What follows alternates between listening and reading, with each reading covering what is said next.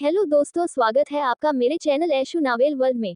अगर आपको इसके आगे के चैप्टर सुनने हैं तो लाइक और सब्सक्राइब कीजिए। चैप्टर 43। अब आगे। विजय मिली के चापलूसी भरे चेहरे को देख रहा था। उसकी आंखों में घृणा साफ झलक रही थी, लेकिन मिली को ये सब नजर नहीं आ रहा था। तभी विजय मनारा की तरफ घूमा और उसके चेहरे के भाव बदल गए। मनारा का अच्छा व्यवहार और कॉन्फिडेंट ज्यादातर लोगों को पसंद आता था। ये हमारा नया गाना है जिसका नाम फ्लावर है, विजय ने अपना गला साफ करते हुए सभी को बताया। इसके बाद उसने अपने बैंड के बाकी सदस्यों को तैयार रहने के लिए कहा और माइक्रोफोन पकड़कर गाना गाना शुरू कर दिया। विजय तुम कमाल के हो, मिली ने खुश होते हुए कहा। उसके चेहरे पर विजय के लिए गर्व साफ झलक रहा था। कुछ लाइन सुनते ही दर्शी ने आसमान की तरफ अपना चेहरा करते हुए कहा, क्या यह इस गाने की इतनी तारीफ कर रहा था? मेरा भाई तो इसे अपने एक लाइन से ही हरा सकता है। उसे अब हैरानी हो रही थी कि वोटिंग लिस्ट में वह सबसे ऊपर कैसे पहुंच गया। गाना खत्म होने के बाद विजय ने चारों तरफ अपनी नजरें घुमाई और मिनी के दोस्तों के पास जाते हुए अपने बालों पर हाथ फेरने लगा, ये सोचकर कि वह काफी अच्छा लग रहा होगा। कैसा रहा? हालांकि उसने सभी से पूछा, लेकिन उसकी नजरें बस मनारा पर ही टिकी थी। ये बहुत अच्छा था विजय, तुम काफी कमाल के हो, मिली ने तुरंत जवाब दिया। जबकि निशा और अवी ने भी सहमति में सिर हिलाया। मनारा तुम्हें क्या लगता है? विजय ने उत्सुकता से पूछा। ठीक है, लेकिन मुझे लगता है विजय, जब तुम इसे खत्म कर रहे थे तो तुम्हें थोड़ी अपनी हरकतें कम करनी चाहिए थी, ताकि किसी को यह न लगे कि तुम दिखावा कर रहे हो। मनारा ने अपनी ईमानदारी दिखाते हुए आगे कहा, मैं तो बस अपनी राय दे रही हूँ विजय, नाराज मत होना। मनारा मुझे लगता है कि विजय काफी कमाल का था, उसमें सुधार करने की कोई जरूरत नहीं है, मिली ने बीच में टोकते हुए कहा। उसकी नज़र में विजय ने काफी अच्छा किया था। जैसे ही मिली ने अपनी बात खत्म की, विजय ने उसे गुस्से से देखा। मिली, मुझे लगता है कि मनारा ने सही बात कही है। मैंने अभी तुमसे यहाँ तुम्हारी राय नहीं पूछी, लेकिन तुम्हारे पास तो कहने के लिए बहुत कुछ होता है। विजय की आंखों में अब घृणा नजर आने लगी। मिली बिना सोचे समझे उसकी तारीफ कर रही थी, मनारा की तरह बिल्कुल नहीं, जिसने हमेशा सोच समझकर अपनी राय दी है और जिसकी वजह से विजय ने खुद में काफी सुधार किया था। मिली को काफी दुख हुआ, उसने सोचा कि विजय एकदम सही है और उसमें किसी सुधार की जरूरत नहीं है। मनारा तुरंत बीच में बोली, विजय ऐसा मत कहो, मिली तुम्हारी बहुत तारीफ करती है। तुम्हें खुश होना चाहिए कि वह तुमसे इतना प्यार करती है। जैसे ही मनारा ने ये बात कही, मिली का चेहरा तुरंत लाल हो गया। उनकी सगाई बचपन में ही हो चुकी थी, फिर भी वह उसके प्रति हमेशा उदासीन रहता था। सौभाग्य से मनारा की मदद से उसे विजय को जानने में मदद मिली।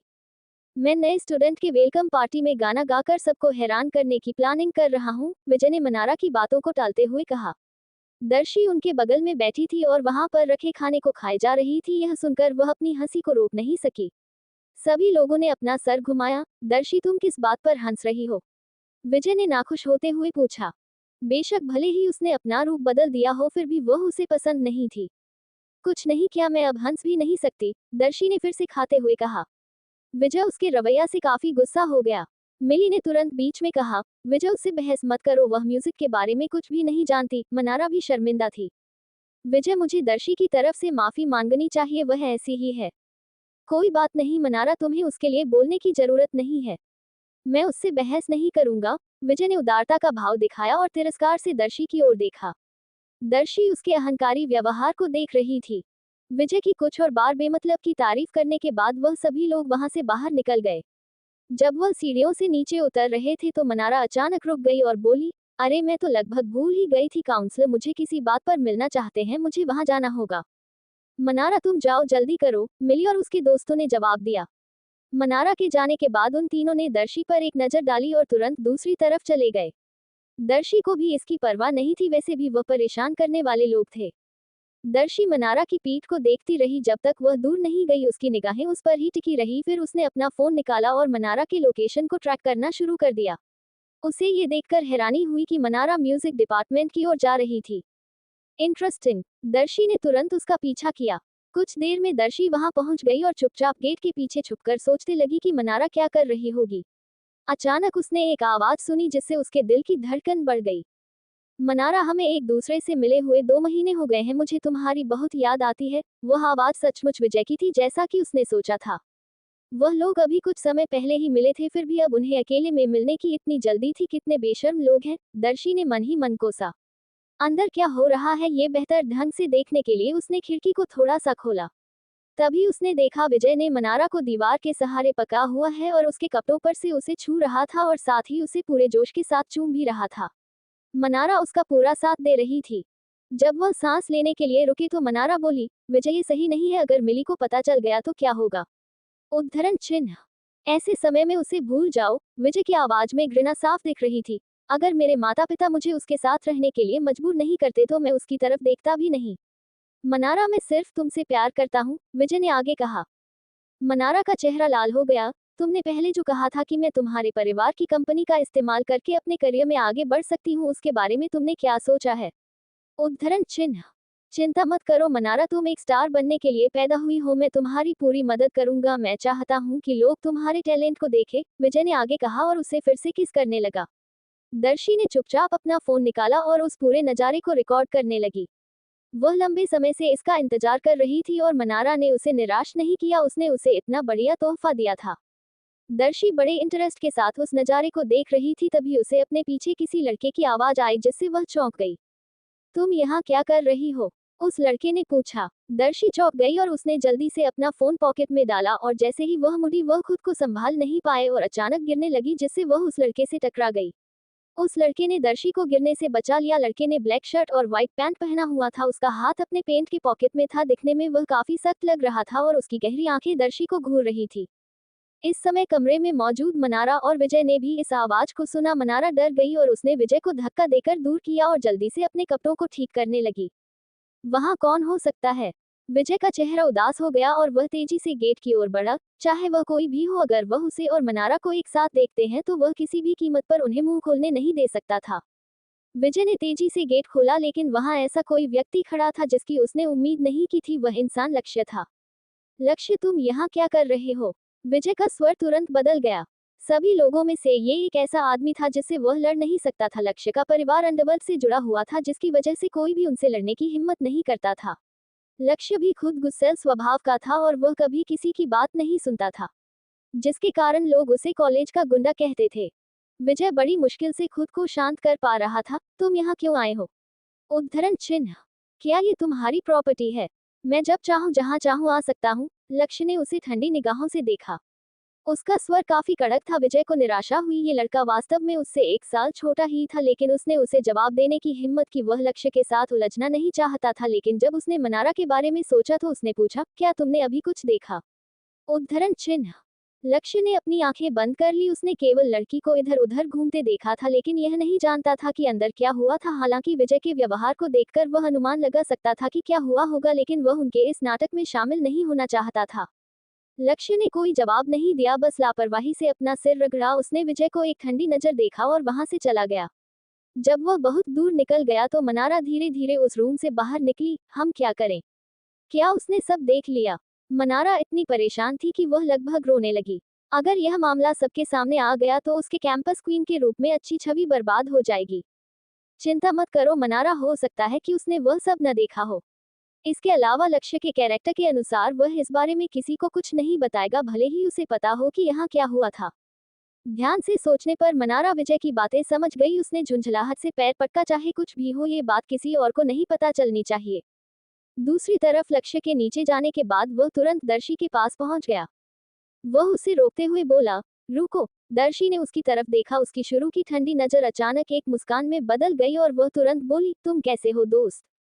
उसने तुरंत कहा। उसके अचानक इस व्यवहार से लक्ष्य हैरान हो गया और उसने अपना माथा सिकोड़ लिया। दर्शी तुरंत बोली, पहले जो कुछ हुआ उसके लिए मैं तुमसे माफी मांगता हूँ। जब विजय बाहर निकलने वाला था तो ये लड़की मुड़कर भाग गई थी। लक्ष्य ने सहज रूप से उसे पकड़ लिया था, लेकिन दर्शी की लात ने उसे कुछ भी न कहने पर मजबूर कर दिया।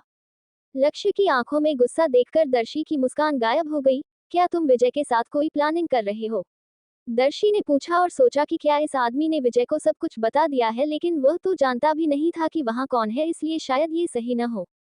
इससे पहले कि वह अपनी बात पूरी कर पाती लक्ष्य बोला, आखिर कौन उसके साथ कोई प्लानिंग करना चाहेगा। दर्शी माहेश्वरी, मुझसे माफी मांगो। दर्शी ने हैरानी से अपनी आंखें चौड़ी कर ली। तुम मुझे जानते हो। अरे क्या यह आदमी पागल है। वह पूरे समय उस पर नजर रख रहा था। इसमें कोई हैरानी की बात नहीं है कि वह वहां पहले ही आ चुका था, दर्शी ने सोचा। हाँ, तुम्हारी खराब छवि के बाद इस कॉलेज में कौन तुमको नहीं जानता। लक्ष्य ने घूरते हुए कहा और फिर बोला, माफी मांगो। दर्शी को एहसास हुआ कि लक्ष्य विजय के साथ नहीं है, इसलिए वह अब उससे उलझना नहीं चाहती थी, इसलिए उसने सहजता से कहा, ठीक है मुझे माफ कर दो। इतना कहकर वह जाने के लिए मुड़ी। अब हैरान होने की बारी लक्ष्य की थी। क्या उसने इतनी आसानी से माफी मांग ली? ये बिल्कुल वैसा नहीं था जैसे उसने सोचा था। लक्ष्य ने असमंजस में भौहें सिकोड़ ली और जाने ही वाला था कि उसकी नजर दर्शी के हाथों के कंगन पर पड़ी। ये कंगन तो। लक्ष्य हैरान रह गया और दर्शी के पास जाकर उसके हाथ को पकड़ते हुए बोल, क्या ये? उद्धरण चिन्ह। दर्शी शांति से चल रही थी जब उसे अचानक लगा कि कोई उसके पीछे आ रहा है। इससे पहले कि वह कुछ समझ पाती उसका हाथ पीछे से पकड़ लिया गया। उसने पीछे देखा तो पाया कि लक्ष्य ने उसके हाथ को पकड़ा हुआ है। मुझे जाने दो, दर्शी ने कहा। एक तेज गति से उसने अपनी बाह घुमाई। लक्ष्य की कलाई मुड़ गई और फिर उसने घुमाकर लक्ष्य की बाह को अपने कंधे पर रख लिया। लक्ष्य अभी असमंजस में था और उसे कुछ पता नहीं था कि क्या हो रहा है। अचानक दर्शी ने अपनी पूरी ताकत लगाकर एक जूडो थ्रो किया जिससे लक्ष्य सामने की जमीन पर जोर से गिर पड़ा। बेवकूफ, अगर मैंने तुम्हें फिर कभी देखा तो मैं हर बार तुम्हारी पिटाई करूंगी, दर्शी ने गुस्से से कहा। जमीन पर पड़ा लक्ष्य दर्शी को घूरने लगा। दर्शी ने ताली बजाई और वहां से चली गई। लक्ष्य सदमे में था। उसकी आंखें खुली हुई थी और उसके चेहरे पर अविश्वास साफ दिख रहा था। कुछ सेकंड के बाद आखिरकार उसे होश आया। उसने सोचा कि दर्शी जैसी बेकार लड़की ने उसे इस तरह से कैसे पटक दिया। वह कॉलेज का सबसे बदमाश लड़का था और फिर भी उसे एक लड़की ने पटक दिया। जो कुछ हुआ था वह उसे मानने को तैयार नहीं था। उसने अपना हाथ अपने सिर पर रखा और खुद को शांत करने की कोशिश करने लगा।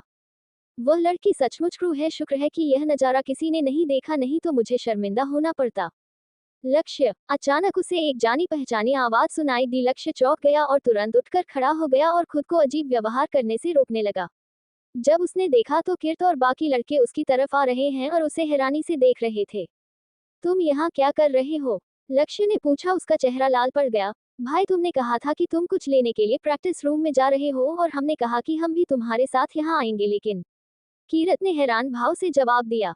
कीरत की बातें सुनकर लक्ष्य एक पल के लिए चुप हो गया। ऐसा लग रहा था कि वह शांत है, लेकिन अंदर ही अंदर उसके मन में अजीब अजीब से भाव उमड़ रहे थे।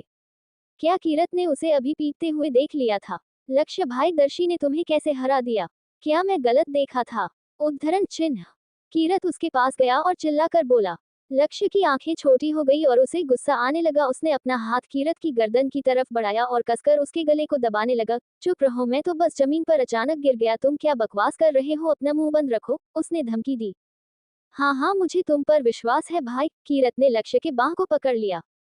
सब लोग समझ गए न, ये बात यहाँ से बाहर नहीं जानी चाहिए। उन लोगों ने डर के मारे सिर हिलाया। अपने लोगों को धमकाने के बाद लक्ष्य ने हताश होकर एक लात खंभे पर मारी और सोचने लगा, उस लड़की के हाथ का कंगन जाना पहचाना लग रहा है ना? क्या ये हो सकता है? लेकिन यह असंभव है। दर्शी की तरह ही उस व्यक्ति का भी उससे कोई रिलेशन नहीं हो सकता है। शायद वह गलत था। अगले दिन एग्जाम के रिजल्ट भी आ गए। जैसे ही रिजल्ट आए सभी जल्दी जल्दी वेबसाइट पर अपनी रैंकिंग देखने लगे। सभी लोग काफी परेशान थे क्योंकि इससे उन्हें अपनी क्लास मिलने वाली थी। हालांकि इस बार सभी लोग तब हैरान रह गए जब उन्होंने लीडर बोर्ड में सबसे ऊपर दर्शी माहेश्वरी देखा। दर्शी मुंबई यूनिवर्सिटी में सबसे बेवकूफ लड़की के नाम से जानी जाती थी। वह गलत नहीं हो सकते हैं ना? क्या ये लीडर बोर्ड उल्टा हो गया है? दर्शी फर्स्ट कैसे आ सकती है? क्या एग्जाम के क्वेश्चन पेपर लीक हो गए थे? मौली ने वेबसाइट पर रैंकिंग देखकर जोर से चिल्लाते हुए कहा। ये बात हर कोई कहना चाहता था लेकिन कोई हिम्मत नहीं जुटा पाया।